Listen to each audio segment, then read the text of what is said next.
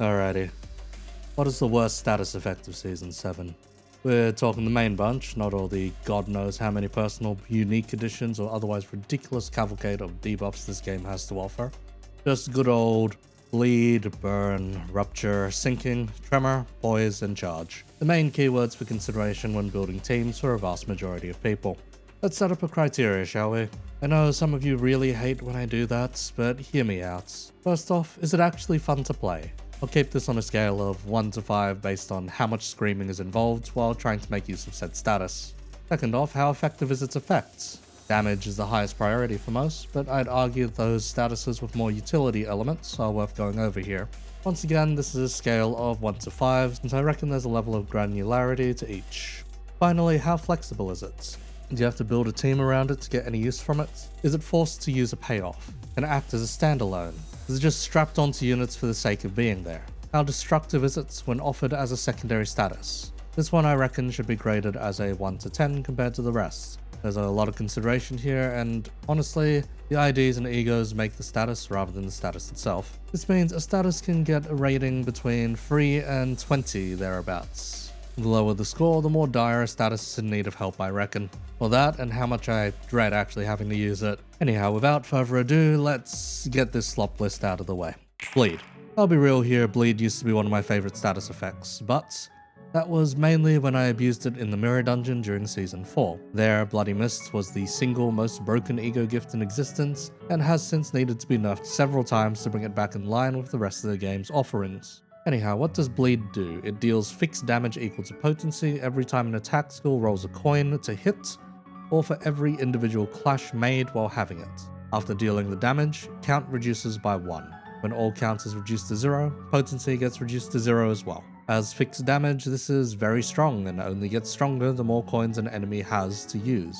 This makes it doubly effective on anything with unbreakable coins, which is a special kind of irony. The counter that introduced unbreakable coins had to, of course, have enemies that benefit far more from the outgoing bleed to consume. This also means that whenever bleed count is stable and the potency is high, even if the enemy is one-siding into you or heck, wins a clash and dumps coins into you, the status is paying off and dealing damage. As there isn't any other side effects to bleed, this one is pretty much a purely offensive-based status. Regardless, bleed has something of an awful time being maintained due to being heavily dependent on encounter design and count application. And well, only so much bleed count can be applied in a single turn, but a ridiculous amount of bleed count can be lost, especially with unbreakables. Lei Heng is an example of bleed hell. Bella burns through 18 or more counts per turn, out of which is incredibly hard to consistently apply, even on a single target across 7 Sinner's skills. Is there a solution to these count issues? Well, there's a few IDs that dish out a lot of count, but more specifically, the one-stop shop is Sanguine Desire. This all but mandates that you bring a Rodya just to make use of this ego.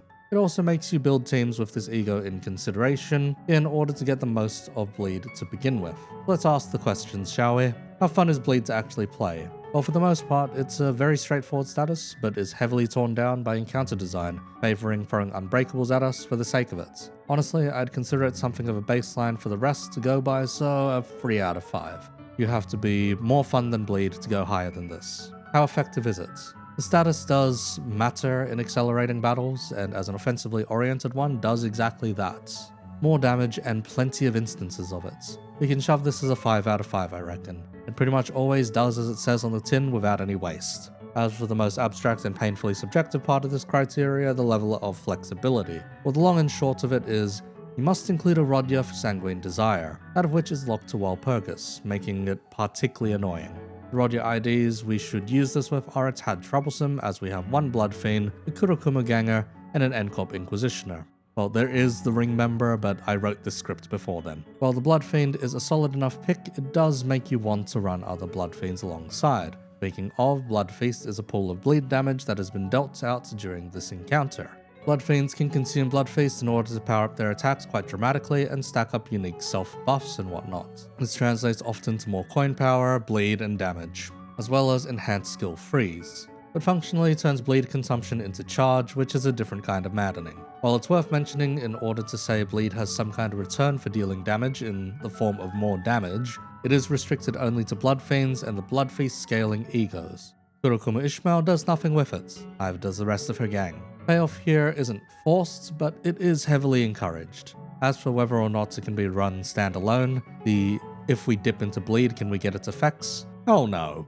This status is count hungry as hell and has only been getting more hungry, as encounters include more coins and unbreakables. IDs that casually have bleed attached to them as a secondary effect basically do nothing with it. Just look at the blade lineage or a good chunk of the more poise focused IDs that strap it on. They are, for the most part, not helping with pure bleed infliction and require more crutches to run alongside. But as a secondary status, bleed sucks pretty bad, as it can't build a stack and maintain count to save its life. Plus, all things considered, in terms of flexibility, I'd place bleed at a 3. It just doesn't function unless you're able to run whole teams around it. While it's not a fault of the status itself, the way encounters are designed makes you want for far more bleed count infliction than we are actually getting consistently. This gives bleed a total score of 11 out of 20. This is pretty much the baseline score to beat, all things considered. While this isn't to say bleed is turbo dogshit, it still has room to grow, and help would be wanted but not necessarily needed. Burn. This one is the complete and total opposite of bleed in a few respects. Burn doesn't care much for count at all. Rather, count is a bit of a joke for Burn since it only triggers once per turn. Anyhow, Burn deals fixed damage by potency at the end of turn before reducing count by 1. Burn is an extremely comfy status that requires little to no maintenance or math. This is because burn count is so ridiculously stable that it's almost a joke. Even getting so much as 1 extra count applied in a turn is enough to maintain the stack, which is exceedingly dumb. Unfortunately, I have to speak on the accessibility of Burn. When I started Limbus, 2 of Burn's best IDs at the time were locked behind Wild PP. As of now, 5 of Burn's best tools are locked behind Wild PP. This makes this status somewhat inaccessible and troublesome to build around for new players. Couple that with a severe lack of modern Burn IDs outside of those, and we're in for some flexibility pains. So how fun is Burn to actually play? Since this has the least amount of screaming involved, I'd honestly rate this a 5 out of 5 in terms of fun. There's just no stress here, just ease of use. How effective is it? It's not very effective at what it wants to do on its own. Capping at 99 potency means that this only deals 99 damage per turn since it only triggers at the end of turn. If the job is to do damage, it sucks at it. That said, it is very easy to maintain on multiple targets in comparison, and using 1 ID or ego in the form of magic bullets turns up the damage but still leaves a lot to be desired. I'd push this down to a 2 out of 5. Burn is stable and easy to manage, but man could it use some more explosive payouts when other statuses are doing so much damage just by using coins instead of needing to resort to egos. Magic Bullet being in Pride also doesn't help its case. Speaking of flexibility though, how well can Burn be flexed around? Since it's very stable on its own, you can in fact get a Burn stack going pretty reliably with just 1 or 2 IDs rather than needing a whole team. Firefist and Dawnclair are unusually stable in their application of Burn. As for restrictions, the real payoff is in Magic Bullet, mandating an Otis, or worse still, having to actually run Magic Bullet Otis at all. The ID is not that fun to use compared to the Ego, so while the two are inextricably tied together, we have to build around it to get any meaningful damage out of them. As for dipping into Burn as a secondary status, there's a few meaningful applications of it in other statuses such as Tremor, making the secondary use more valid. Compared to Tremor Hemorrhage, Tremor Scorch is actually stupid effective. Recently though, we've been getting the tiny smidge of Burn on some new IDs. A slap in the face for what people thought was going to be the Burn season. While Burn doesn't really need much help, it's still hampered by how little it does on its own in needing to find external payoffs. The worst part at the end of the day is the Wild PP locked stuff, 2 of which being this whole status's payoff to begin with. Plus I would give this a 2 out of 10 in flexibility. While it can be smudged into pretty much anything, it does little to nothing without real payoffs, those being locked away in Wild PP and other secondary statuses, plus giving Burn a total of 9 out of 20. Please give Burn something for people to actually use that isn't stacking to 99 potency and flashing magic bullets, or needing to Tremor Scorch away our worries. Where is our Burn season? Rupture. We had an entire season of Rupture. Almost every single ID released in Season 6 was a Rupture ID. It formed a weird Exodia team surrounding the Lord of Greed Hongers, and they claimed greed isn't a sin in the city. So what the heck does Rupture do? Fixed damage on hits equal to potency before reducing count by 1. This is, for all intents and purposes, the single most broken offensively oriented status effect. Why? Well, it's true damage on hits, and you control how much of it is flushed out per turn. Instead of being like Bleed and being at the mercy of encounter design, Rupture is instead at the mercy of team composition. While Count gets burned away fast, building it up and maintaining a stack is possible so long as your team can operably fulfill conditions to scale Count. Heck, you can run away with Rupture counts even with older IDs. I've run Haitialess Rupture even before the 15 free experiments, and furthermore the Haitial Deluge. Under the full weight of coins offered though, this status just goes to absurd lengths, and since it works on hits, can even be employed when an enemy is staggered or by hitting foes unopposed. So how fun is it to play? While there's count management to be done here, it's nowhere near as painful as Bleed's requirements, and can be handled rather well now with the swath of IDs we now have to abuse. That said, it's nowhere near as solid as Burn in terms of ease of use, and is rather count heavy at the end of the day, needing you to do a fair bit of math to get a stack going and maintained. Plus, I'd levy this around a 4 out of 5. It's quite similar to Bleed in a lot of regards. Since the control is in your hands rather than the enemy/encounter's hands, this gets a blip up. How effective is it? This is probably the single most effective status in terms of dealing pure damage. It boosts every coin by its potency on hit, meaning with 7 IDs, that's a 693 damage boost if each ID only uses a 1 coin skill. And since most stuff has far more than just that these days, everything is dealing absurd amounts of damage when allowed to do so. This is the hyper offense status, and for the most part, nothing even comes close. 5 out of 5, no notes, just true damage and pure offense. As for flexibility, well, because of how ridiculously count hungry it is, we 100% have to build a team around it. Conveniently though, there isn't any huge external payoffs required to make Rupture work. Rupture itself is the payoff, and that's actually really solid.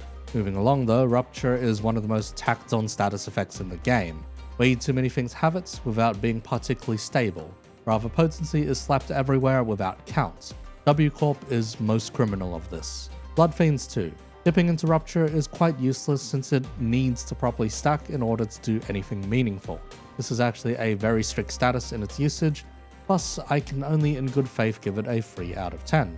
Even if it doesn't need external payoffs, getting anything out of it to begin with requires a full team's efforts, and splashing it does nothing, much like Bleed. 12 out of 20. Even with the Haitial Deluge and all the support it has to offer, Rupture is way too limited by its count to be used supplementarily, but is otherwise in a pretty alright place. Sinking. We've also had an entire season of sinking.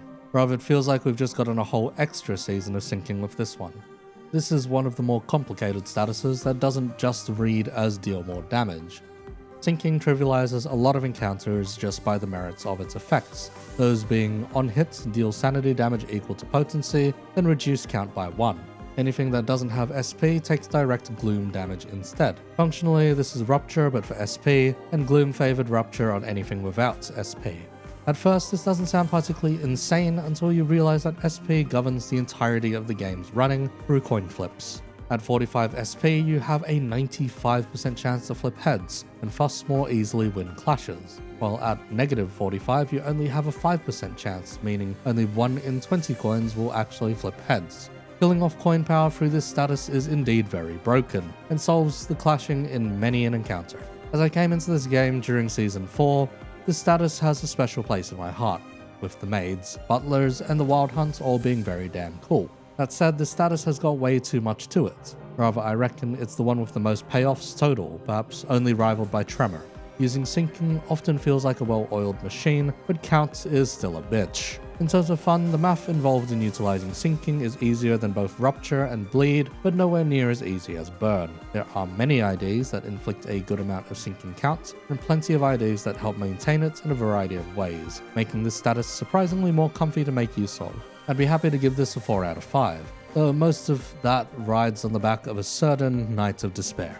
But regarding effectiveness, sinking doesn't even care about the stack to do its job really, since SP can only drop to negative 45, getting there is rather quick and easy. However, this comes with the caveat of not being able to do anything beyond that without external payoffs. While it does its job real quick and efficiently, it has a ceiling. I'd be liable to give this a 4 out of 5 though, just due to how strong lowering an opponent's SP to negative 45 is. Now regarding flexibility, this status is stupid. While you need close to a full team if you want damage out of this status, you can get away with far less and still get quite a lot of payoffs. This means dipping into it as a secondary status is actually quite strong. Take one look at the index IDs and you'll notice that they can still operate in Poise, still sinking enemy SP down to let those Poise spellers clash easier to boot.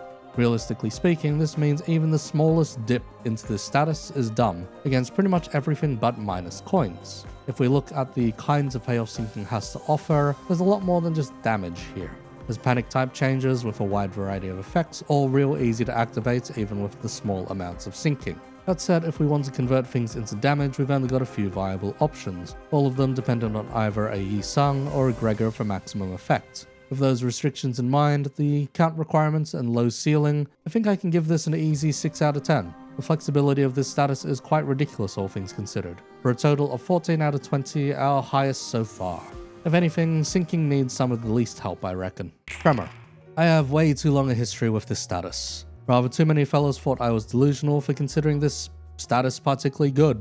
It takes too much effort, requires too much setup, you have to use ego for damage, etc. This is the Exodia status and pretty much always requires a full team to make use of. That said, this has been the status that many IDs have started mixing in with alternative payoffs. A lot of fellas forget what the base status does though, that being nothing. It does nothing until it is hit by a skill with Tremor Burst. When hit with a Tremor Burst, it raises the stagger threshold by Tremor potency and reduces counts by an amount dictated by the skill. Raising the stagger threshold is quite nice, but has no real damage tied to it. If a stagger is achieved though, that's multiplying damage by 2 times anyhow. In terms of payoffs, it's usually memed with the Tremor Souls being different types of conversions of Tremor types and payoffs. Those being raw damage, combined status damage, additional debuffs, more bursts, and the list goes on. It feels like almost every season we're getting a new Tremor Soul. As one of the most diverse status effects in terms of payoffs, there's a bit of everything here, really. In terms of fun, I'd say Tremor is painful to play. You can feel like you aren't doing anything meaningful for a fair few turns before the big push and bursts. While the payoffs can often be more than worth it, there's a certain amount of screaming while being unable to really accelerate the game plan. More than any other status though, you're beholden to speed for a variety of reasons, making this pretty troublesome. In terms of fun, I'd give Tremor a 2 out of 5. The count decay is not helping in this particular case either, but at least building it up isn't the worst since it's only flushed out by bursts. For effectiveness, Tremor does what it says on the tin.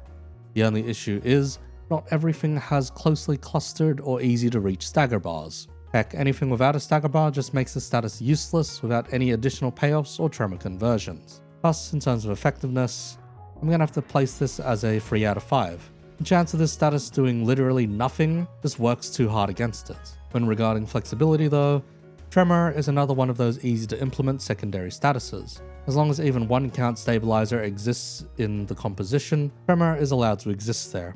Heck, if you take Mersault alone, you can fuel an entire Tremor game plan through his egos, not to mention one of the most potent Tremor damage dealers in Capo Mersault. Plus, as a secondary status, Tremor is rather very usable, and offers plenty of different payoffs and benefits if you can still fire off bursts. You do not need an entire team to utilize Tremor, and you can splash Tremor quite effectively now in many compositions, especially with the relevant dual status IDs. That said, their payoffs are quite strict and require an amplitude conversion or entanglement for anything past vanilla Tremor, that of which being the worst kind, since others do offer vanilla Tremor's functionality in addition to the new type's effects. So while you don't need an entire team and count maintenance is rather easy, getting the payoff is the tougher, more calculated part to be concerned with. Plus, I want to give this a 6 out of 10 here. It feels similar to sinking by long shots and has close to the same kind of usability, while being easier to maintain like burn. At a 11 out of 20 though, it'll take quite a bit of convincing for people to give this a shot compared to the higher scorers. Before the main debuffs out of the way, we can talk about the buff related ones instead. Poise. This one is pretty much the status I dreamed of using since playing the game. Pure damage, cool aesthetics, dealing out critical hits, all of it seemed quite up my alley, but unfortunately all of the blade lineage was locked away due to coming from Season 3. Instead I had to wait for Season 5 to come around, and by then I had settled almost entirely into the Bleed Believer pipeline. Anyhow, what does Poise do? It gives the entity with it the ability to crit, dealing 20% more damage. The chance to crit is based on Poise potency, that of which being 5 times the potency in percentage. So 5 Poise would give you a 25% chance to crit with a coin. After a crit, the count is lowered by 1, and at turn end it also decays by 1. Functionally, this is the pure raw damage status. It's very straightforward, only cares about poise on self rather than debuffs on enemies, and tends to be easy to stack but hard to maintain. An Eagle or 2 does fix this inherent issue, but only by so much. Plus, getting straight to it, in terms of fun, Poise has some of the least screaming required to run it. While there are times where Poise can get a bit unstable, there are ways to patch it up rather easily. Plus, I'd be liable to give this a 4 out of 5 in terms of fun. Being this easy and no frills is part of the appeal for this one, I reckon. In terms of effectiveness, Poise does exactly what it says on the tin, 20% more damage. While it starts a little finicky due to it being a percentage chance, at 20 or more Poise it's a guaranteed crit, and Fuss always delivers on its maximum potential. Where said potential is held back then is the ID or damage type's fault, and not Poise's fault inherently.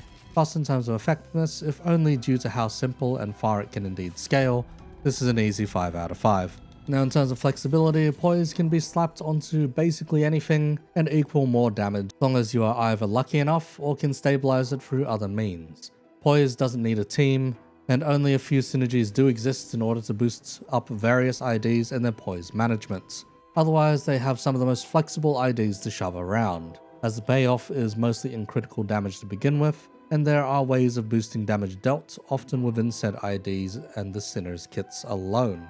There's next to no issues moving them around. Poise is not team locked. Poise is not payoff locked either, and only sometimes at the mercy of Foracalgia. Plus, this is an easy 10 out of 10 for flexibility. Heck, even as a secondary status, it at least does something. Just look at Magic Bullet, and their stupid passive.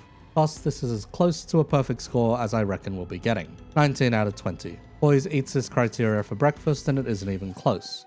Well, perhaps the next one has something to say about that. Charge. This is the other flavor of self-buff. Charge, however, does nothing on its own and does the unusual thing of stacking count over potency.